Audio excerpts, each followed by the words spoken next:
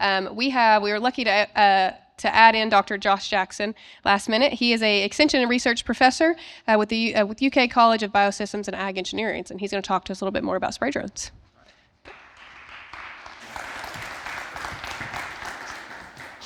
All right, so as you said, I'm from UK, and I'm here to talk about some of the work we've done there and the cost structure for these drones. So getting sprayer drones, getting into this. So the main thing I worry about as a farmer and producer is like, how much does this cost, and should I hire somebody else to do it, or should I do it myself? So that was my main thought with this. So one of the things, just real quick, they mentioned the regulations. So with these spray drones, there are more regulations. So we have to get our Part 107. So no matter what drone I'm flying commercially, I have to get my Part 107. So whether it's a small drone or the really big drones like the T50 and T40s, that's pretty much the same.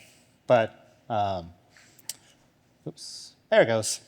And so just getting the idea of there's different sizes, different costs, what do we really need to do? And so mentioning some of those. So, thinking about, let's see, we'll go here in a second, I think. There. And so we'll skip over. So there's multiple, different kind of options for spraying. I think drones give you the largest amount of flexibility as far as spraying goes. And so we can look at whole field spot spraying. But one of the things I want to mention is so the regulations real quick. So they mentioned that initially, so we have to test. UAVs must be registered as $5, and if they just changed this, it's going to be good for 7 years. So it's going to be good for 7 years. And when we register our big sprayer drones, they're actually registered as an aircraft. So it is an aircraft like any other plane or helicopter, and we actually look that up and see who's registered across the state with their drones. And so airspace, so they mentioned the Before You Fly app, that has changed slightly. So it's no longer valid. And so they have low altitude authorization notification capability. So airspace link, autofly. There's other apps that are available on FAA website that you can utilize for determining your airspace. And just a real quick map. So this is kind of a map of Kentucky. And so this is part of Kentucky. So you see Mammoth Caves blocked off. We have Louisville up there, which has a tower. Anytime there's a towered airport, we have additional regulations. So additional regulation around those towered airports within 5 nautical miles of towered airports. But then, this is all the helipads and that other stuff that's going on across the state. So that's other stuff we have to be concerned about when we're operating our UAVs. So just a general concern when we are out there flying. There are remote IDs as well, but I really want to jump into cost. Well, I'll jump into some of the regulations. So they mentioned this. There's a lot of different qualifications, so you really have to get 90% of people who do take this test do pass it to Part 107. And the UAV topics, they have a breakdown there. So regulations, airspace, weather, loading performance. Those are all going to be boilerplate, but just assume, I tell people the easiest way to take the test is assume it as a remote pilot in command. Whatever happens is going to be my fault. And that's pretty much most of the test is whatever happens, it's my fault as an operator. So you have to take responsibility for what's taking place around you and situational awareness. So other part is, so the Part 137. So when we operate these aircraft, we have a Part 107 for a Part 137, which allows for the chemicals. This was originally written in the 1960s, so a lot of it applies to helicopters and actual aircraft, so we have to get exemptions to some of our Part 137 agriculture aircraft operator certificates. So, and there's two classifications, so there's under 55 pounds and over 55 pounds. A lot of us are doing spraying, we're going to be in the over 55 pound class. And so really if you're under 55 pounds, you're at the 8 liters and below, so less than 2 gallons, what's your spray tank capacity. Whereas if you're over 55 pounds, you're operating anywhere from 20 to 72 liters. There's currently commercially available. And you get petitions for exemptions. And so this is stuff that can be done online, so it can be done by yourself. It can be done by a consultant or a lawyer. A lot of times, whoever's selling these drones will typically have a package where they can give you, they'll do it themselves. And so a lot of times I tell producers it's a lot easier just for them, they know the regulations, they know the rules. This might be easier for them just to take care of it, whether using a lawyer or a consultant. So for those aspects. So this just gives you a breakdown what you actually, if you're doing it yourself, there's a breakdown of if it's under 55 pounds, we get exemptions to part of the rules. Over 55 pounds, it just gives you an idea of for seatbelt regulations, they still apply to aircraft. We have to get exemption for that for our large sprayer drones. So just little exemptions that all apply. Like I said, it was built in the 1960s. We have to get exemptions to some of those laws. But really jumping into it, and here we can actually look up online. So they are registered aircraft. We can actually look at who across the state has actually registered their aircraft. So right now, currently, I think there was around 40 to 50 registered T-40s, and there are about 20 to 30, I think, registered T-30s and a handful of T-50s registered across the state. So if you want to look and see who has registered aircraft, you can actually look that up on the FAA inquiry website. So that's a neat aspect. So for Kentucky, for a farmer to fly one of these, we need a private aerial applicator certification. We also need our N11 aerial certification. And that aerial certification, it's going to apply mainly to, that certification applies mainly to manned aircraft. So the test we have to take right now applies mainly to helicopters and planes, and there's no way around it right now. So there's no separate test. So it applies mainly to manned aircraft. If we wanted to spray for other people, we have to get our C1A certification, our C11 certification through the state. And so that's something we have to think about when we're getting ready to fly. As far as drone sizing, so there's different types of drone size. This is a T10 on the left and a T50, or T40, on the right. And so that's your under 55-pound drone and your over 55-pound. And so so how do we know there's difference in cost? How do we know which drone to pick? And so a lot of times, we know that as we increase tank size, we'll increase the acres that we're spraying per hour. If we increase our spray width, we're able to increase our acre sprayed per hour. Speed as well, flow rate also helps us.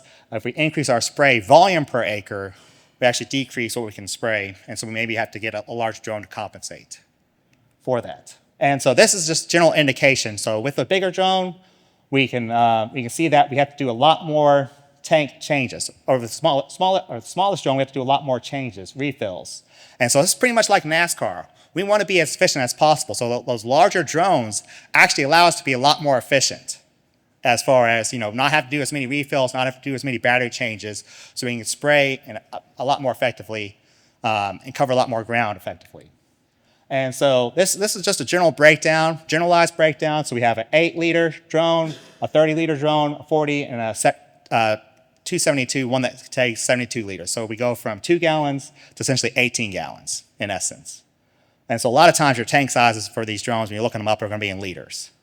But there's going to be differences in flow rate, difference in maximum speed. So your T40 and your Helio 272 give you a higher max operating speed. But the drone package cost, there's going to be a difference. About $22,000 for your T10, and you increase to 30 and 40 and then up to $78,000 for your overall cost for your 272 Helio. And additional costs, look at your tank, pumps, you're going to have additional costs of your trailer, whatnot. And insurance, they mentioned insurance for your farmer. We're going to assume that you pay about $2,500 in insurance per year. If you're going to be a commercial applicator, you have to get dedicated almost aviation insurance for the most part. And so that's going to run you about $4,000 a year, generally. And so if we look at different types of spray volume, going from 2 to 5 gallons, how does that really affect our overall cost structure for these drones? And so we looked at a couple different setups. So we had, we looked at, spending about 2 minutes between flights and about 4 minutes for takeoff, landing, and ferrying between our sites. And for our parameters, we saw that as we increase our drone size, we increase the amount that we're able to spray. If we're spraying 2 gallons per acre, we're not going to cover near as much ground as trying to spray 5 gallons per acre. And so we see that relationship there. As we increase spray volume, we decrease what we're able to spray. Increase drone size, we're able to increase that as well. So it gives us an acre sprayed per hour. For farmers, what we're thinking about is, we're breaking it down into how much time I actually spend out there spraying. So with the smallest drone, what we're trying to cover is, less than 3 weeks, looking at, depending on how much acres we're trying to cover. So the number of acres we're trying to cover annually is going to be important. Over our time window is also important. But if we look at service provider rates, if we looked at 15 gallons per acre is kind of the average for 2 to 3 gallons being applied. So a lot of times they're going to charge, if they have to spray more per acre, it actually takes them more time to spray. If they're spraying 2 gallons per acre, they might be able to cover so many acres per day. But if they're spraying 5 gallons per acre, they've really had to slow down just due to pump limitations. And so they can't run near as fast or cover near as many acres. So they may have to charge you more, or they're most likely charge you more as you have to increase your spray volume. So a lot of times I tell producers, $15, if I can get that cost below $15 per acre, I can apply. If it's $15 or more, I might just hire somebody else. So we've used this to kind of figure out what's the break-even acreage I need to spray per year to make this affordable. So one of the things that spraying at 2 gallons per acre, if less than $500 doesn't make a lot of sense. 1,000 acres, you kind of see stuff starts to pencil out for us. And so 1,000 acres seems to be kind of break even for a lot of the drones. So the smaller and moderately sized drones, that's when it starts to make sense. If I'm spraying or spreading 1,000 acres per year, that's when it makes sense for me to purchase a drone. And then, if I'm spraying at 5 gallons per acre, then I can have it make sense. Maybe around I can have it make sense at about 500 acres. So the purchase, to break even, for me to break even, it makes sense. If I'm spraying 5 gallons per acre of tobacco or something, that makes a lot more sense at that point. So, how much we're spraying, how many acres we're spraying, the time window, those all come into play. Because for the smallest drone, we're going to be, if it takes 3 weeks to spray 1,000 acres, as opposed to if I get to the T40, it only takes me a little bit less than a week. So the time, how much time, 40-hour weeks you have to put in there to spray, that does become an important factor. And so, really this kind of drives home the fact 2 gallons per acre, which a lot of times, corn is the bread and butter, but 2 gallons per acre, spreading the minimum number of acres to achieve that $15 per acre, we're looking at about 1,000 acres for those to make sense. So the T40, T30, they all make sense at around 1,000 acres sprayed annually. And then if we think about it, the largest one takes a little bit more acreage, actually, almost 2,000 acres for it to make sense. But what I can cover in that 3-week period, though, is a lot. I can cover up to maybe 6,000 acres in a 3-week period. Other aspect, oops, I'm going the wrong way there. Other aspects, well, what if I got a bunch of smaller drones versus one bigger drone? And so what if I did that way? So even for a farmer standpoint, my cost per acre is going to be $15, almost $15 if I'm using 4 small drones as opposed to one. If I use one large drone to cover 2,500 acres, I think it's 300,000 acres, I can cover that larger area more effectively with this bigger drone. So it's appropriately sized. And so and I have the simplicity, and I'll have reduced chance of logistical complications, so I'm not have to worry about where's all 4 going. I just have to worry about one drone. So sometimes it's the appropriately sized drone for the appropriately sized job, essentially. So having a bunch of the smaller ones doesn't make a lot of sense as opposed to having one that is appropriately sized. For sprayer service providers, their bread and butter is going to be almost June and July for corn fungicide. That's their bread and butter for a lot of guys. The west part of the state, even this part of the state. It's a little harder this year because of corn prices. But even with that, they were still people put fungicide down because you don't want to lose what you have. And so you got a 60-day window to really make your money, but other times of year, you're frost seeding, weed applications, you're trying to find other ways to kind of compensate and make that income work. So from a sprayer service provider, what can we cover in a 3-week period? Your revenue is going to be the same. This assumes 2 gallons per acre, so your revenue is the same regardless of the drone. So I'm charging $15 per acre to spray. If I'm a service provider, though, I get the most net with the T40, but I cover the most acreage with the T272, the biggest drone. And so that kind of makes sense. When I get to my overall net income, I can make the most with the biggest drone. So my net income, and I can almost pay it off within that 3-week period, assuming I can spray 40 hours per week. And so it doesn't account for taxes or travel. But you can generate the most income with the biggest drone. So a lot of times for those sprayer service providers, I'm suggesting go big or go home if you're going to do it. If you're going to do this as a business. And then what you can cover over that 3-week period, we can see that there. So as you increase, you can cover less and less over that 3-week period, and that just breaks down into, this is why we have to charge more, is because at the 2 gallons per acre, if we want to maintain that same level of income that we had at the $15 per acre, we have to increase the price as we increase that spray volume. So if we want to maintain that same level of income, we have to increase price. So a lot of guys will increase price as if you want more and more spray volume.